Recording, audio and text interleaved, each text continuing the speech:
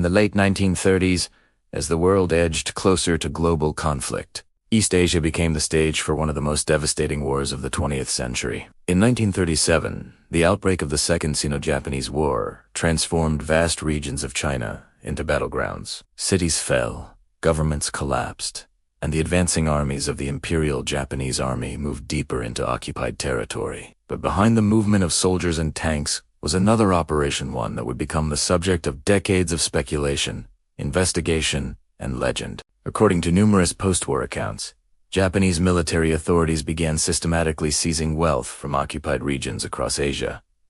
Banks were emptied, temples and monasteries were searched for hidden treasures, private homes belonging to wealthy families were raided, gold bars, silver ingots, jewels, artwork, religious artifacts, and foreign currency were confiscated and placed under military control. Some researchers later claimed this massive seizure of valuables was coordinated under a covert program that came to be known as Operation Golden Lily. The alleged goal of the operation was simple but enormous in scale: gather as much wealth as possible from occupied territories and consolidate it into reserves that could support Japan's expanding war machine. As the conflict widened, Japanese forces gained control of territories across East and Southeast Asia, including China, parts of Southeast Asia, and island chains stretching across the Pacific. Each newly occupied region represented not only a strategic military victory but also access to financial assets, precious metals, and cultural treasures accumulated over centuries. According to later claims by researchers and authors, specialized teams were tasked with identifying and confiscating these valuables. Financial experts,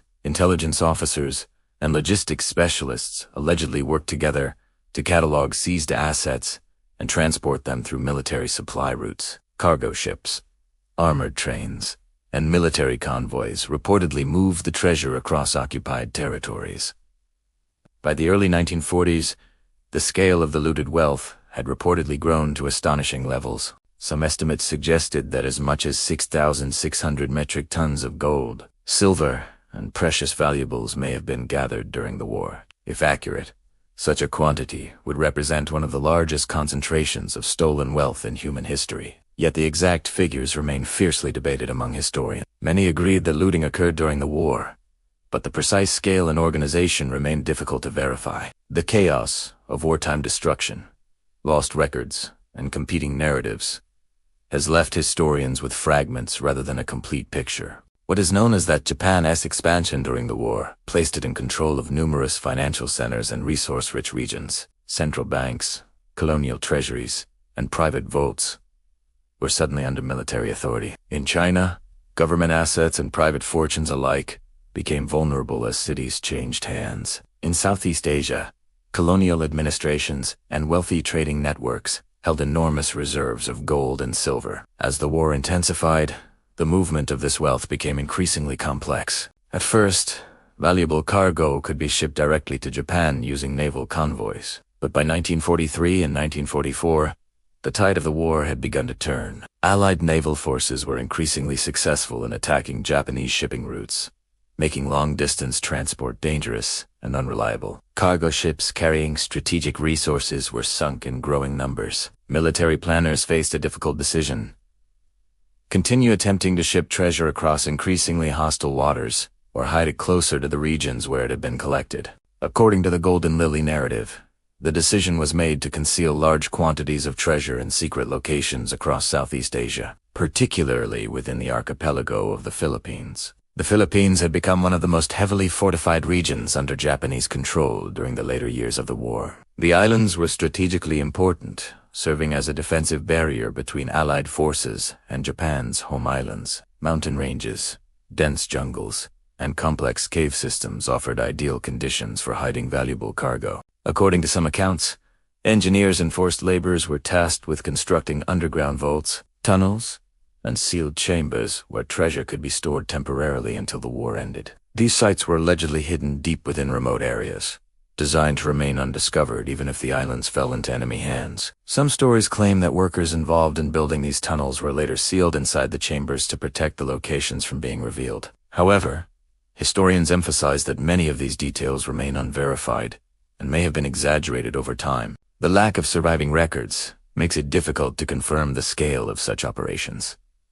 Yet the mystery surrounding the missing treasure continued to grow after the war ended. As Japan's empire collapsed in 1945, many military installations were abandoned, destroyed, or captured by Allied forces. Amid the chaos of surrender, large amounts of gold and valuables reportedly disappeared from official records. Some caches of treasure were recovered during post-war investigations. But if the largest claims are true, the majority of the wealth was never officially accounted for. Instead, it became the foundation of one of the most enduring legends in modern history. The story of hidden wartime treasure worth billions, scattered across remote locations and waiting to be discovered. When the Second World War finally came to an end in 1945, the political map of Asia changed almost overnight. Empires collapsed, colonial governments returned, and military authorities began the long process of rebuilding nations devastated by years of conflict. But amid the reconstruction, rumors began circulating about something extraordinary: vast quantities of missing wartime treasure hidden somewhere in Southeast Asia. Much of this speculation became connected to the name of Tomoyuki. Yamashita had commanded Japanese forces in the Philippines during the final stages of the war. Known as the Tiger of Malaya for earlier military victories, he became one of Japan's most prominent generals. After the war, he was captured by Allied forces and tried for war crimes. Yet during the years that followed, stories began to emerge, suggesting that enormous caches of treasure had been hidden in the Philippines under Japanese military supervision before the surrender. These hidden reserves came to be known collectively as Yamashita's Gold. According to the legend, Secret, tunnels across the Philippines contained gold bars, precious jewels, and artifacts taken from across Asia during the war. Some stories described entire vaults filled with bullion stacked floor to ceiling. Others spoke of sealed caves containing priceless historical treasures taken from temples and museums. Treasure hunters from around the world became fascinated by these accounts, beginning in the 1960s and continuing through the late 20th century. Numerous expeditions searched the Philippines for hidden vaults. Some individuals claimed to have discovered partial caches of gold or artifacts. One of the most famous treasure hunters was a Filipino locksmith named Rogelio Roxas, who claimed to have uncovered a chamber containing gold bars and a golden Buddha statue. His claim later became the center of a major legal battle that lasted for decades. However, the authenticity of many such discoveries has been widely debated. Historians caution that while Japan did confiscate valuables during the war, the enormous quantities described in treasure hunter stories may be exaggerated. Without surviving wartime records, it is difficult to determine how much treasure actually existed or where it might have gone. Some researchers believe that large portions of seized wealth were indeed recovered by Allied forces and quietly absorbed into post-war financial systems. Others suggest that valuable assets were melted down, redistributed, or returned to private markets in the chaotic years following the war. The mystery persists largely because so many wartime archives were destroyed during the final months of the conflict. Military headquarters were bombed, records were burned, and government offices were abandoned. When historians attempt to reconstruct the story today, they must rely on fragmented evidence, scattered documents, and conflicting reports from different sources. Despite the uncertainty, the legend of Golden Lily has continued to capture the public imagination for decades. Writers, filmmakers, and researchers have explored the possibility that hidden vaults may still exist in remote regions. Satellite surveys,